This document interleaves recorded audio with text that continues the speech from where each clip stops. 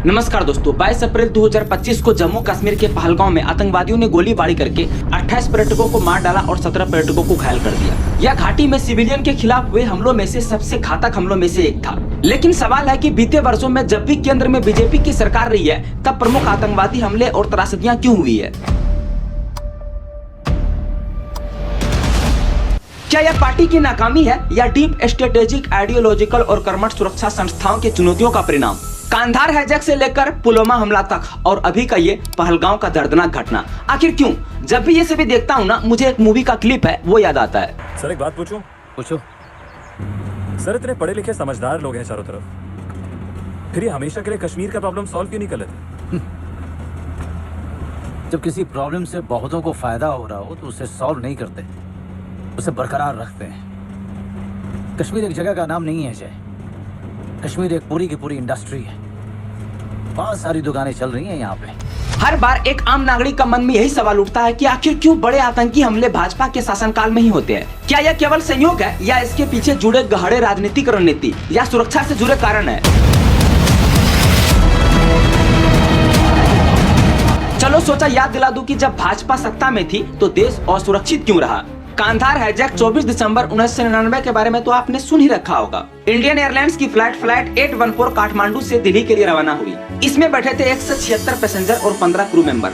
उड़ान के कुछ समय बाद ही 5 आतंकवादियों ने इस विमान को हाईजैक कर लिया। विमान को अमृतसर, लाहौर, दुबई होते हुए अफगानिस्तान के कांधार ले जाया गया। वहाँ पे तालिबानी शासन था जो कि आतंकवादियों को पूरी मदद दे रहा था। इन हाईजैकर्स का 3 मांग था: भारत जेल में बंद 36 कैदियों का रिहाई और HUM फाउंडर सज्जाद अफगानी का डेड बॉडी लौटाना, और तीसरा मांग था 200 मिलियन अमेरिकी डॉलर नगद। इंडियन गवर्नमेंट के पास 2 ऑप्शंस थे, या तो सख्ती से मना कर देना या यात्रियों का जान बचाने के लिए समझौता करना। 7 दिन के तनावपूर्ण नेगोशिएशन के बाद भारत सरकार ने 3 खूंखार आतंकवादियों को छोड़ने का फैसला किया। मसूद अजहर, उमर शेख और मुश्ताक, ये तीनों आतंकवादियों को छोड़ा गया। भारत ने अपने 176 नागरिकों की जान तो बचा ली, लेकिन दुनिया ने इस समझौता को कमजोरी माना। इन्हीं छोड़े गए आतंकियों में मसूद अजहर बाद में पुलवामा जैसे बड़े आतंकी हमलों में साजिश रची। और आपको याद दिला दो कि उस समय भी केंद्र में बीजेपी की सरकार थी। 1999 में पाकिस्तानी घुसपैठियों का आना, कारगिल का युद्ध और ऑपरेशन विजय, इस युद्ध से सैनिक और नागरिक दोनों प्रभावित हुए। सैकड़ों सैनिकों ने बलिदान दिया, कई बच्चे अनाथ हो गए। और आपको याद दिला दूं कि इस समय भी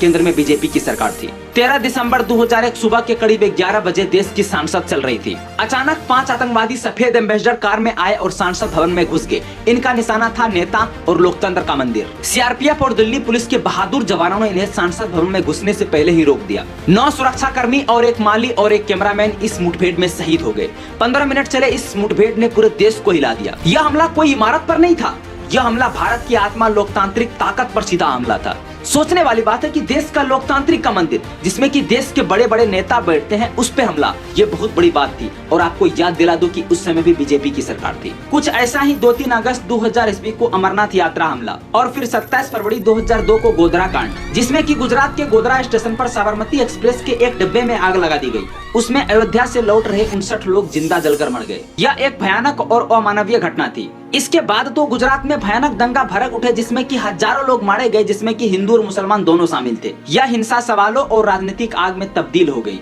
बीजेपी पे आरोप लगाया गया कि वे इन दंगों को रोकने में विफल रहे और कहीं न कहीं राजनीतिक संरक्षण का भी शक जताया गया। और फिर 24 नवंबर 2002 को जम्मू कश्मीर के रघुनाथ मंदिर में सैकड़ों श्रद्धालु पूजा में लीन थे कि तभी अचानक से आतंकवादी का कहर टूटा। 2 फिदायीन आतंकवादी भारी हथियार के साथ मंदिर परिसर में घुस गए और अंधाधुंध फायरिंग करने लग गए। इनका इरादा साफ था: आस्था, शांति और मानवता को लहूलुहान करना। आतंकवादियों ने गोलियां चलाई, ग्रेनेड फेंके, 12 श्रद्धालु मारे गए, दर्जनों घायल हुए, लेकिन भारत सुरक्षा बलों ने साहस दिखाया। दोनों आतंकवादी को ढेर कर दिया गया। इस साल इस मंदिर पर दूसरा हमला था। इसी साल 24 सितंबर 2002 को अक्षरधाम हमला। यहाँ भी 2 आतंकवादी मंदिर परिसर में घुस गए और ब्रस्ट मूड में फायरिंग करने लग गए। इसमें कुल 33 लोगों की मौत हुई, जिनमें की महिला और बच्चे भी शामिल थे। और फिर 18 सितंबर 2016 को जम्मू कश्मीर के उरी सेक्टर में सुबह का सन्नाटा गोलियों और धमाकों में टूट गया। 4 हैवी आर्म्ड आतंकवादी LOC पार करके भारतीय सेना का कैंप में घुस गया। ये वो वक्त था जब सुबह में सेना सो रहे थे, और सुबह का नींद तो प्यारी होती ही है। आतंकवादी कैंप में घुस के गोलियां चलाने लगे, ग्रेनेड फेंके और टेंट में आग लगा दिए। इस हमले में 17 जवान शहीद हो गए और कई सैनिक घायल हुए। यह हमला दशकों से हुए भारत सेना पे सबसे घातक हमला था। पूरा देश गुस्सा में था और आंसुओं के साथ एक ही सवाल: और कितना चुप्पी, क्या होगा जवाब। इसके ठीक 11 दिन बाद 28-29 सितंबर 2016 की रात भारतीय सेना ने पहली बार सीमा पार सर्जिकल स्ट्राइक की। LOC पार कर आतंकवादियों का लॉन्च पैड तबाह कर दिए। यह सिर्फ जवाब नहीं था, यह संदेश था कि भारत सहनशील है लेकिन कमजोर नहीं। और फिर 14 फरवरी 2019 पुलवामा अटैक। दिन था वैलेंटाइन डे का, लेकिन उस दिन देश ने सबसे बहादुर बेटों को खोया। जम्मू कश्मीर के पुलवामा में CRPF के काफिला पर एक फिदायीन आतंकवादी ने विस्फोटक से भरी कार से आत्मघाती हमला किया। धमाका इतना भयानक था कि 40 से ज्यादा जवान मौके पर शहीद हो गए, कुछ की तो पहचान तक नहीं हो सकी। ये सिर्फ हमला नहीं था, ये भारत के दिल पे वार था। देश आंसुओं से नहीं, गुस्सों से भर गया। हर गली हर चौराहे पर एक ही मांग था, बदला चाहिए। और फिर 26 फरवरी 2016 को भारत की वायुसेना ने पाकिस्तान के बालाकोट में एयर स्ट्राइक कर आतंकवादी के ठिकानों को तबाह कर दिया। यह सिर्फ जवाब नहीं था, यह संदेश था कि भारत भूलता नहीं लेकिन माफ भी नहीं करता। और फिर 22 अप्रैल 2025 को पहलगांव हमला। जम्मू कश्मीर के अनंतनाग जिले में स्थित वायसरन घाटी, जहां पर्यटक प्राकृतिक सुंदरता का आनंद ले रहे थे, तभी घने जंगल से निकले आतंकवादियों ने अचानक से गोली का बौछार कर दिया। आतंकवादियों ने पर्यटकों का नाम पूछा, धर्म पहचान की, जांच की और फिर निर्दोष लोगों को निशाना बनाया। इस हमले में 26 लोग मारे गए, जिनमें कि 25 भारतीय शामिल थे और एक नेपाली शामिल थे।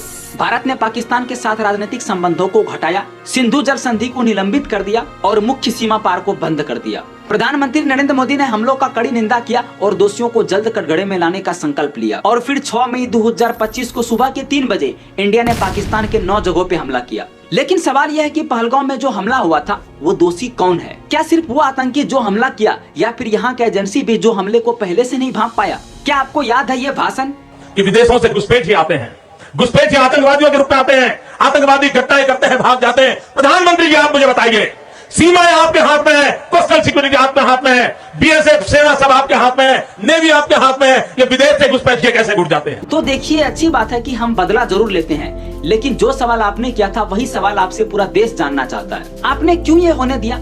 आपकी वीडियो के अनुसार तो ये जानकारी आपके पास भी होनी चाहिए थी, तो फिर आप ये क्यों होने दिया? आखिर एजेंसी क्या कर रही थी? अब देखिए, ऐसा नहीं कि हमला सिर्फ बीजेपी के टाइम में ही होता है। ये बात अलग है कि जब सेंट्रल में बीजेपी रहती है तब कुछ ज्यादा ही हमला होता है। शायद इनके पीछे कारण ये हो सकता है कि बीजेपी इतना हिंदू मुस्लिम करता है कि इनका दुश्मन बढ़ जाता है। या फिर पुलवामा अटैक 2019 के बाद समाजवादी पार्टी के वरिष्ठ नेता राम गोपाल यादव ने जो आरोप लगाया और जम्मू कश्मीर के पूर्व राज्यपाल सत्यपाल मलिक ने जो आरोप लगाया, कहीं वो तो सच नहीं। खैर, ये तो जांच का विषय है। लेकिन ये भी है कि हमला सिर्फ बीजेपी के टाइम में ही नहीं हुआ, बल्कि कांग्रेस के टाइम में भी हमला हुआ। जैसे 26/11 मुंबई हमला, जिसमें 26 नवंबर 2008 को आतंकी लश्कर तैयबा ने मुंबई के अंदर अलग अलग ठिकानों पे हमला करवाया, जिसमें 166 लोग मारे गए थे और 300 से भी ज्यादा लोग घायल हुए थे। और 12 मार्च 1993 को मुंबई बम धमाका, जिसमें मुंबई के अंदर 12 जगहों पे सीरीज से हमला हुआ, जिसमें 257 लोग मारे गए थे और 1400 से भी ज्यादा लोग घायल हुए थे। अब नेक्स्ट सवाल है कि चाहे कोई भी गवर्नमेंट हो, चाहे बीजेपी हो या कांग्रेस, वो आतंकवादी को खत्म क्यों नहीं कर पा रहा? पहलगांव हमला लश्कर तैयबा का सहयोगी संगठन द रेजिस्टेंस फ्रंट ने करवाया।